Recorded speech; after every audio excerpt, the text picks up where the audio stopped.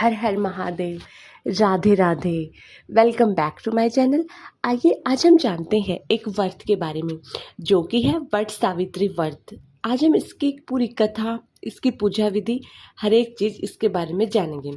आइए सबसे पहले जानते हैं वट सावित्री व्रत के बारे में। वट सावित्री व्रत एक ऐसा व्रत है जिसमें हिंदू धर्म में आस्था रखने वाली स्त्रियां अपने पति की लंबी उम्र और संतान प्राप्ति की कामना करती हैं। उत्तर भारत में तो यह व्रत काफी लोकप्रिय है। इस व्रत की तिथि को लेकर पुराने ग्रंथों में भिन्न भिन्न मत मिलते हैं, लेकिन इस व्रत को ज्येष्ठ महीने की अमावस्या और इसी मास की पूर्णिमा को मनाया जाता है। एक और जहां निर्णयामृत के अनुसार वट सावित्री व्रत ज्येष्ठ मास की अमावस्या को किया जाता है, तो वहीं स्कंद पुराण एवं भविष्योत्तर पुराण में इसे ज्येष्ठ पूर्णिमा पर करने का निर्देश देते हैं। वट सावित्री व्रत दक्षिण भारत में किया जाता है, वहीं वट सावित्री अमावस्या व्रत उत्तर भारत में विशेष रूप से किया जाता है। आइए जानते हैं वट सावित्री की कथा और इस पर्व का क्या महत्व है। चलिए शुरुआत करते हैं वट सावित्री व्रत कथा। तो वट सावित्री व्रत की यह कथा सत्यवान सावित्री के नाम से उत्तर भारत में विशेष रूप से प्रचलित है। कथा के अनुसार एक समय की बात है कि मद्र देश में अश्वति नाम के धर्मात्मा राजा का राज था। उनकी कोई भी संतान नहीं थी। राजा ने संतान के लिए एक यज्ञ करवाया। कुछ समय बाद उन्हें एक कन्या की प्राप्ति हुई जिसका नाम उन्होंने सावित्री रखा। विवाह योग्य होने पर सावित्री के लिए घुमतसेन के पुत्र सत्यवान को पति के रूप में वरण किया गया। सत्यवान वैसे तो राजा का पुत्र था, लेकिन उनका सारा राजपाट छिन गया था और बहुत ही दरिद्रता का जीवन वो जी रहा था। उसके माता पिता की आंखों की रोशनी भी चली गई। सत्यवान जंगल से लकड़ियां काट कर लाता, उन्हें बेचकर जैसे तैसे अपना गुजारा करता था। जब सावित्री और सत्यवान के विवाह की बात चली तो नारद मुनि ने सावित्री के पिता राजा अश्वति को बताया कि सत्यवान तो अल्पायु है और विवाह के 1 वर्ष बाद ही उसकी मृत्यु हो जाएगी। हालांकि राजा अश्वति सत्यवान की गरीबी को देखकर पहले ही चिंतित थे और सावित्री को समझाने की कोशिश में लगे हुए थे।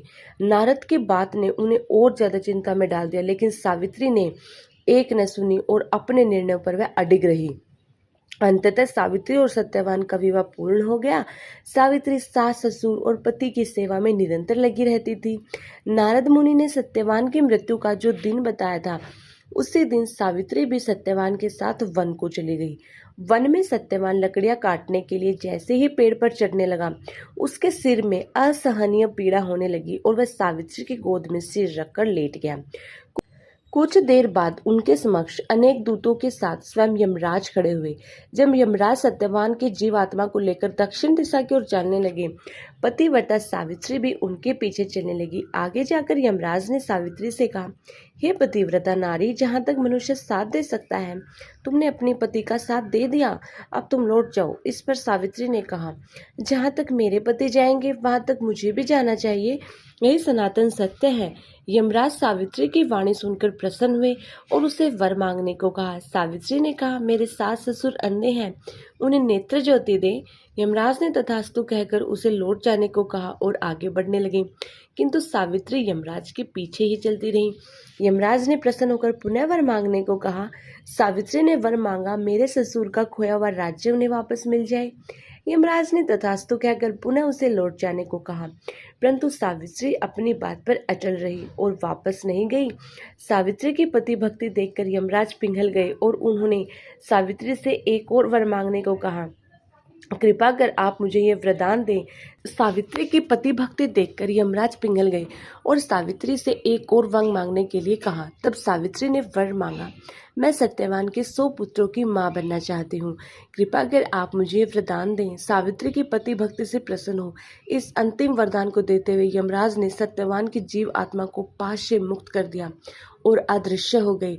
सावित्री जब उसी वट वृक्ष के पास गई तो उसने पाया कि वट वृक्ष के नीचे पड़े सत्यवान के मृत शरीर में जीव का संचार हो रहा है।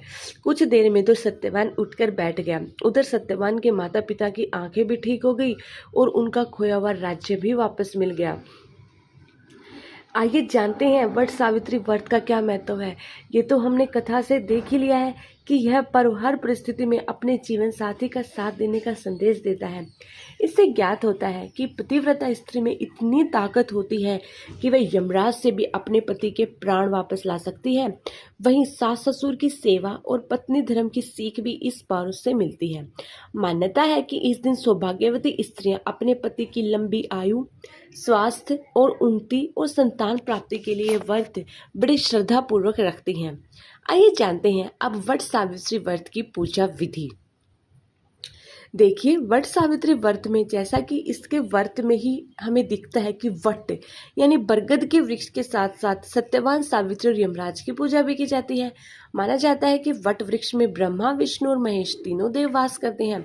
अतः वट वृक्ष के समक्ष बैठकर पूजा करने की से सभी मनोकामनाएं पूर्ण होती हैं। वट सावित्री व्रत के दिन सुहागिन स्त्रियों को प्रातःकाल उठकर स्नान करना चाहिए। इसके बाद रेत से भरी एक बांस की टोकरी लें और उसमें ब्रह्मदेव की मूर्ति के साथ सावित्री की मूर्ति भी स्थापित करें। इसी प्रकार दूसरी टोकरी लें, उसमें सत्यवान और सावित्री की मूर्तियां स्थापित करें और दोनों टोकरियों को वट वृक्ष के नीचे रखें और ब्रह्मदेव और सावित्री की मूर्तियों की पूजा करें। तत्पश्चात सत्यवान और सावित्री की मूर्तियों की पूजा करें। वट वृक्ष को जल दें। वट वृक्ष की पूजा हेतु जल, फूल, रोली, मोली, कच्चा सूत, भीगा चना, गुड़ इत्यादि चढ़ाएं और जल अभिषेक करें। वट वृक्ष के तने के चारों ओर कच्चा धागा लपेटकर 3 बार परिक्रमा करें। कथा सुनने के बाद भीगे हुए चने का प्रसाद निकालें और उस पर कुछ रुपए रखकर अपनी सास को दें। जो स्त्रियां अपनी सासों से दूर रहती हैं वे प्रसाद उन्हें भेज दें और उनका आशीर्वाद लें। पूजा समापन के पश्चात ब्राह्मणों को वस्त्र, फल आदि का दान करें। तो यह थी वट सावित्री व्रत की संपूर्ण पूजा विधि। हर हर महादेव। कथा सुनने के बाद हमें वट वृक्ष के नीचे बैठ के माता सावित्री की आरती करनी है। ओम जय जय सावित्री माता, मैया जय जय सावित्री माता, सत्यवान की रक्षा करने वाली, पतिव्रता सुखदाता। ओम जय जय सावित्री माता, अश्वति की कन्या कीर्ति भारी, माता सावित्री प्यारी, सत्यवान पति के संग में, सत्यवान पति के संग में, कीन हो पूजा भारी। ओम जय जय सावित्री माता।